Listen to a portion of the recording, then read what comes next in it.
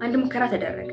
ሙከራው ምን ነበረ? ሁለት ቡድኖች አንድ ላይ ተደረጉና የመጀመሪያው ተነሳሽነታችሁ ሲመጣ ስራውን ጀምሩት፣ የተሰጣቸው ስራ ማለት ነው። እንዲሁም ደግሞ ሁለተኛው ቡድኖች ደግሞ ምን ተባሉ? በየቀኑ ፐርፌክት ባትሆኑ በየቀኑ እንዲሰሩት ታዘዙ። በሪሰርቹ መጨረሻ ላይ ምንድን የተከሰተ የነበረው ከፍተኛ ውጤት ያመጡት የነበሩት ሁለተኞቹ ቡድኖች። ለምን ከተባለ አይምሮችን ዝግጁነት ላይ መተማመን ሳይሆን ልምምድን ይወዳል። ስለዚህ ምንድነው ችግሩ? ብዙ ሰዎች ስኬታማ ሰዎችን ሲያዩ ልዩ ተሰጥኦ ያላቸው አድርገው ያስባሉ። ይህ ግን በጣም ውሸትም ከእውነት የራቀ ማለት ነው።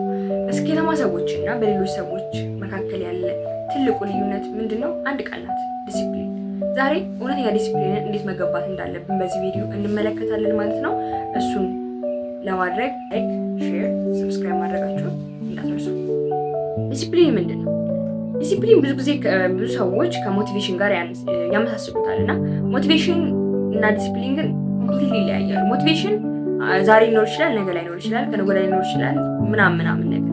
ዲሲፕሊን ግን ወደድንም ጠላንም ከፋንም ለማንም ደስ አለንም አላለንም ምቹ ሁኔታ ላይ ሆንም አልሆንም ያ ነገር ምቾት ሰጠንም አልሰጠንም ቀን በቀን ማድረግ ስላለብን የምናደርገው ተግባር ማለት ነው ዲሲፕሊን ማለት ነው። ብዙ ጊዜ እንባላለን፣ በጣም ብዙ ቪዲዮዎች ላይ ማየታችሁ ሊሆን ይችላል። ዲሲፕሊን ይኖራችሁ፣ ዲሲፕሊን። ግን ዲሲፕሊንን እንዴት ነው መገንባት የምንችለው? ዝም ብሎ የሚመጣ ነገር ነው ወይ? በአንድ ቀን ተነስተን ዲሲፕሊን መሆን እንችላለን ወይ? የብዙዎቻችን ጥያቄ ነው እና እሱን ነገር ከኔ ተነስቼ በደንብ ያሉትን ነገሮች እነግራችኋለሁ ማለት ነው።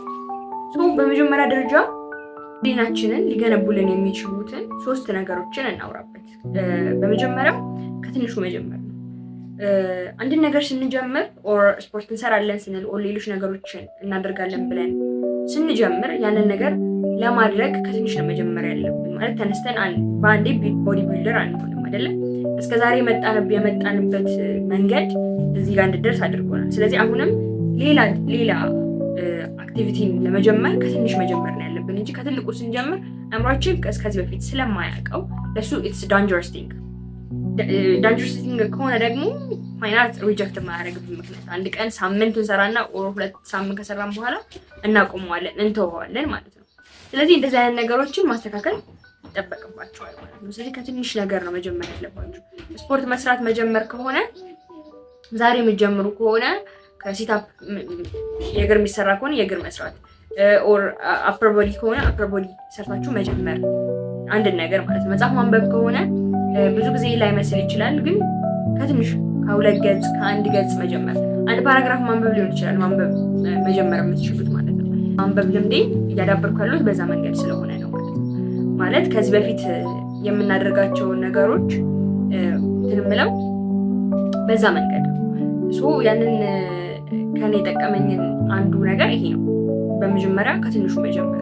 የማንበብ ልምድ አልነበረኝም። 1 ገጽ 2 ገጽ 3 ገጽ እያልኩኝ አሁን ያለሁበት አንባቢ ነኝ ብዬ ባልልም ግን which በጣም አሪፍ ስቴጅ ላይ ነው ያለሁት እና እሱ ነገር በደንብ ማስተካከል ይጠበቅባችኋል ማለት ነው። ሁለተኛ ደረጃ ደግሞ ለራሳችሁ የምትገቡትን ቃል ጠብቁ። ማለት ጠዋት እነሳለሁ 12 ሰዓት ከሆነ ለራሳችሁ የነገራችሁት ጠዋት ተነሱ። አዎ እንቅልፍ ሊደክማችሁ ይችላል፣ እስከዛሬ ያልተነሳችሁበት ነገር ሊሆን ይችላል፣ ግን ቃላችሁን መጠበቃችሁን በጣም እርግጠኛ ሁኑ። አይምሯችን ማለት ነው የምናናገረውንና የምናደርገው በተለያየ ቁጥር ለራሳችን የምንሰጠው መተማመን በጣም እየቀነሰ ነው የሚሄደው። ራሳችን ላይ ያለን እምነት እየተሸረሸረ ነው የሚሄደው። ስለዚህ አደርገዋለሁ የምትሉትን ነገር ከትንሽ መጀመር እንዳልነው ሁሉ አሁንም ለቃላችሁ ታማኝ መሆናችሁን እርግጠኛ ሁኑ። ለቃላችሁ በጣም ታማኝ ሁኑ። ዛሬ ስታደርጉ ኦር ነገ ስታደርጉ 12 ሰዓት ከሆነ መነሳት ያለባችሁ 12 ሰዓት ተነስታችሁ ለማድረግ። ከዛም ባለፈ ደግሞ አንድ ነገር የምትጀምሩት ነገ ከሆነ ነገ ሲመጣ ከነገ ወዲያ እያላችሁ የምታሳልፉ ከሆነ አንደኛ መቼም አትጀምሩ፣ ሁለተኛ ደግሞ ብዙ ኮንሲኩዌንሶች የማይሆኑበት ነገሮች እየሰፉ ነው የሚመጡት ማለት ነው። የሆነ ጊዜ ላይ እኔም ምንድነው ስፖርት ለመጀመር ዛሬ ነገ ጠዋት ነው የምነሳው ምናምን ነገር ጠዋት አርፍጄ ከተነሳሁኝ በቃ ነገ እንጀምራለሁ። ዛሬማ 2 ሰዓት ሆኗል፣ በ2 ሰዓት ስፖርት ምን ያደርጋል? ከዛ ደግሞ ቀጣይ ቀን ደግሞ እንደገና አሁንም ወይ ጠዋት እነሳና በጣም ደግሞ እንደ ማታ ሰራ አይደል ያደርኩት እንደዚህ ድካም ማለት ሰው ላይ ምክንያት መደርደር ማለት ነው። ምክንያታችሁን ተውትና ዲሲፕሊንን ለመገንባት እስከሆነ ድረስ ቃላችሁ መጠበቃችሁን እርግጠኛ ሁኑ። ለአሁን ሳይሆን ለብዙ ህይወታችሁ ትልቁን አድቫንቴጅ ስለሚይዝ ማለት ነው። ለአይምሯችሁ ቃል የገባችሁለትን ነገር ማድረጋችሁ በጣም አድቫንቴጅስ ለህይወታችሁ ላይ ማለት ነው በደንብ ምክንያቱም ቀላል ነገሮች ይመስላሉ ግን አይደሉም። ደረጃ ደግሞ አካባቢያችሁን አስተካክሉ። ዛሬ ጀምራሉ ብላችሁ አቅዳችሁ ሌሎች እቅዶች ሲመጡ ኦር ጓደኛችሁ መጥቶ ኦር የፋሚሊ ሊሆን ይችላል በቃ ሌላ በዙሪያችሁ ያሉ ሰዎች መጥተው የሆነ ነገር ሲሏችሁ ሀሳባችሁን የምትቀይሩ አይነት ሰዎች አትሁኑ።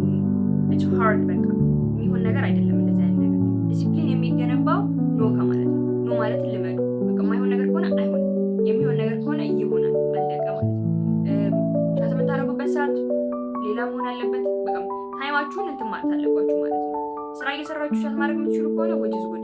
ሌላ ነገር እየሰራችሁ የሆነ ሁለት ስራ ምናምን የመስራት አቅሙ ካላችሁ ወጅዝ ጉድ። ነገር ግን አንድን ነገር ስትጀምሩ ወይ ደግሞ ጀምራሉ ብላችሁ ካቀዳችሁ በኋላ ሌሎች እቅዶች ሲመጡ የምታስገቡ ከሆነ መቼም አትጀምሩ። ይህን እርግጠኛ ሆኜ ነው የምነግራችሁ ማለት ነው። ስለዚህ ዲሲፕሊንን ለመገንባት ዲሲፕሊን ሆኖ ሳይሆን በመጀመሪያ ደረጃ ራሳችሁ ከትንሽ ለመጀመር ሞክሩ። እንደዚህ ቀጥል ነገሮችን ለማስተካከል ከማለታችሁ በፊት እርግጠኛ ሁኑ። ያንን ነገር ለመስራታችሁ ለቃላችሁ ታማኝ መሆናችሁን እርግጠኛ ሁኑ። እንደዚህ ቀጥል። በሶስተኛ ደረጃ ደግሞ አካባቢያችሁን በትክክል አስተካክሉ። ለዛ ለምታልሙት ዓላማ ለምታደርጉት ነገር ኢንቫይሮንመንታችሁን አስተካክሉት።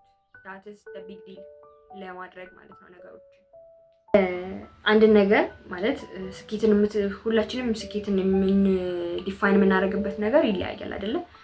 እኔ ስኬትን በምን መንገድ ልተርጉምላችሁ ዛሬ ማለት ነው ጀምራችሁ በመጨረስ ላይ ማለት ነው። ስለዚህ ዲሲፕሊናችሁ እንድትጨርሱ ነው የሚያደርጋችሁ አይደለም? ስለዚህ አንድ ስኬት በትልቅ መጀመር አይደለም፣ ከትንሽ ጀምራችሁ መጨረሳችሁ ነው ስኬታችሁን የሚያረጋግጥላችሁ እና በትንሽ መጀመራችሁን እርግጠኛ ሁኑ እና ይህ ቪዲዮ ይጠቅማል ብላችሁ ለምታስቡት ሰው ሼር ማድረጋችሁን እንዳትረሱ። ላይክ ማድረጋችሁን አትርሱ። አዲስ ከሆናችሁ ሰብስክራይብ አድርጉ። ቪዲዮዎቹ እየታዩ ነው ግን ብዙዎቻችሁ ሰብስክራይብ ያደረጋችሁ ስላልሆነ ሰብስክራይብ ያደረጋችሁ ማየታችሁን እርግጠኛ ሁኑ ማለት ነው። እስቲ ዛሬ የምትጀምሩትን እጀምራለሁ ብላችሁ የምታስቡትን ተግባር ደግሞ ኮሜንት ላይ አስቀምጡልኝ። ስፖርት ከሆነ ስፖርት እያላችሁ፣ አዲስ ሙያ ከሆነ አዲስ ስኪል ከሆነ ስኪል እያላችሁ ኮሜንት ላይ ማስቀምጣችሁ እንዳትረሱ። ሁሌም እንደምላችሁ ደግነትን መራችን እናድርግ። መልካም ጊዜ